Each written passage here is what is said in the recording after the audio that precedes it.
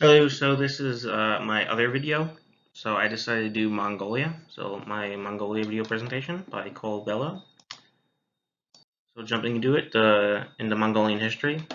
Earliest Mongolian history can be dated back to the 3rd century BC and up until the Mongolian Empire, which was created by Genghis Khan in the 13th century, 12th century and 13th century.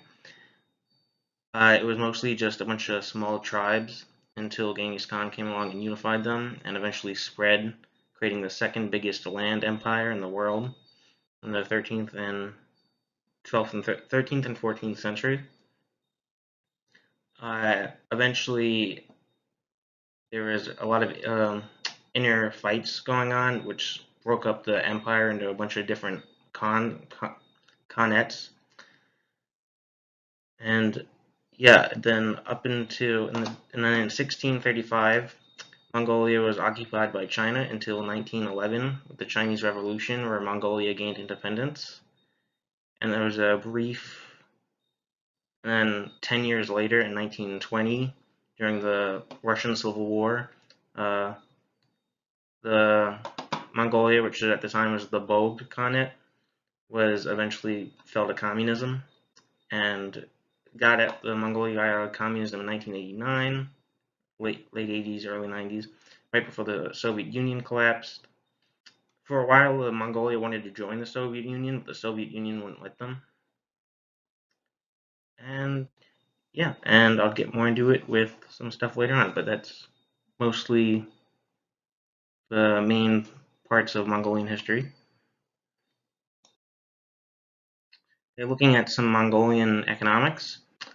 One major trend I found in Mongolia was that in 2012, a lot of people were hyping them up and they had a lot of potential. But sadly, they never really lived up to their potential, and there's a few reasons why, which I'll get into. So as you can see on the right, they really peaked in 2011, 2012, and then fell really down in 2015, 16, and they're kind of getting back up, but then COVID made things worse, so they're still struggling, but yeah. One of the main things that can played into this, I think, is similar to Japan, the demographic. Not nearly as bad as Japan, but they are having a hard time keeping people in, and mainly that's like the young adults that should be working. So long-term growth should be declined with the age group, declining with working age group. Um, so this goes back to the 2012. This shows the exports and imports. I couldn't find a more modern one of this. The only data I could find was like at earliest, like was at latest was like 2014. But I like this one because it showed it nice. Um, and this shows that Mongolia's main export's coal, and to this day it's still coal. And I believe one of the reasons they probably declined was because of that. If like, especially after 2012, the green energy movement, a lot of people are more focused on green energy instead of coal, so that probably hurt them. Yeah. So that's at least what I thought. But then I looked at this chart, which showed that the amount of coal they're exporting is actually much higher than 2012. So it should be other factors probably playing into it. And the value of Mongolian. This graph is specifically Mongolian coal, even though it doesn't say it. The value of their exported coal is also going up. And I also found that China gets 60% of their coal from Mongolia. Yeah, so right here at the exports, 85% of their exports goes to China, and this is from 2017. Later ones I found, it was even their exports were even higher, like 90% of their exports are going to China. And so this is, I think, very much different than any other country we saw so far. I think the imports relatively the same, very lackluster in the U.S., but Russia, China, other East Asian countries, kind of what we're seeing. But the exports was, and it's weird that it's Britain is the second highest. I wouldn't have thought that. They use a lot of coal though, so I guess makes sense. British. So this is the exchange rate. Also, I don't know how to pronounce the Mongolian currency. I looked it up. It was like it's very hard to pronounce, but it's not doing too good. I couldn't find any good data comparing it to the U.S. dollar, so I have it compared to the euro. It's pretty much the same story. I just couldn't find a good graph. Doing pretty bad. The past couple of years, it's pretty much tripled in negative value. It's got triple worse. Like for example, in like 2010, one U.S. dollar could buy like 1,000 Mongolian currency, but now it's like up there at 3,000, like with the euro. Foreign direct investment. I thought this was interesting. These also kind of show us how in like 2011, 2012, once more people are investing, so they kind of showed the promise or like the prospect of what Mongolia could be, but then it fell off. So did their investment. Also, Australia, and even from 2012 to now, Australia seems to be one of the biggest investors in Mongolia and one of the biggest partners, which I would never really would have thought. I think that's kind of a weird mix, but interesting. Um, yeah, this is a graph GDP of Inner Mongolia, which I thought was interesting just because it showed the importance of Inner Mongolia. So it's not just Mongolia, it's Mongolian region. This is compared to other Chinese areas. So Inner Mongolia could be seen as economically one of the more useful areas of communist China. And it's also interesting, these also shows that it kind of peaked in 2012 and it starts going down a little bit. So it even affected Inner Mongolia. Mongolian culture.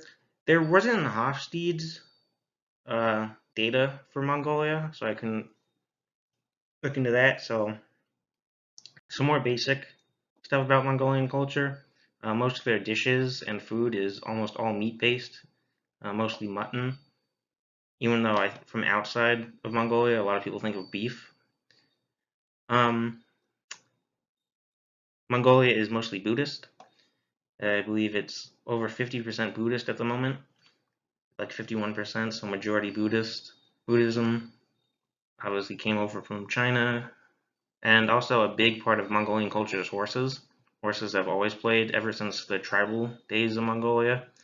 Horses have played a big role, and they still play a big role. There's a lot of Olympic stuff for Mongolia when it comes to horseback riding. Some political and domestic problems going on in Mongolia. Right now, Mongolia, most people would assume Mongolia would be close to China and Russia just because geographically. They're trying to get away from them and work more with some Western powers due to kind of them wanting to do their own path. They don't just want to be a shadow of China or Russia. Now, I think that's going to be pretty hard for them, especially just looking at their exports. So much of their exports go to China. I think it's going to be hard for them to break away. But they don't want to necessarily be Western aligned. They kind of just want to be in the middle and do their own thing. But I still think that's going to be pretty difficult for them. Another thing, like I showed before with Inner Mongolia, is a big deal at the moment. Inner Mongolia is a part of communist China that is mainly ethnically Mongolian. So it's kind of like modern irredentism with Mongolia, where the Inner Mongolians want to join Mongolia and leave China. And the last thing is COVID in Mongolia. It's especially this summer. It's rapidly gotten worse. It's nowhere near as bad as it was when the outbreak, but I was looking at some statistics. It was like, at the beginning of this, like April, there's only like 100 something cases. Now there's like in the hundreds of thousands, which is pretty bad. But considering you're right next to China, I'm not really surprised by it. And Mongolian business culture. Mongolian business culture is, I think, out of all, mostly when you looked at all the East Asian countries, they're pretty strict. But Mongolian business culture tends to not be as strict. It's pretty lax when it comes to a lot of things. This photo is the Mongolian, a picture of Mongolian businessmen in Britain. So clearly, instead of like suits and stuff, you can see they're wearing traditional clothing. I couldn't even find any like business photos of Mongolia, like doing business stuff. It was all just them wearing basically just being very casual. So obviously, you still have manners though. Like some of the more manners, I think, are more Western like than East Asian. For example, it's like self-confident, proud. You still gotta be like respectful, quiet. So I think it's a big mix. I think it's more of a mixture between East Asian manners and Western manners when it comes to business, which kind of goes along with what they're trying to do with leaving Russia and China and aligning themselves with the West a little bit. And yeah, well, thank you. Thanks for the class. It was fun reading all this stuff. I don't think I was too good with the presentations, but it was fun learning about all this stuff. So thank you. Hope you enjoyed Austria. Yeah.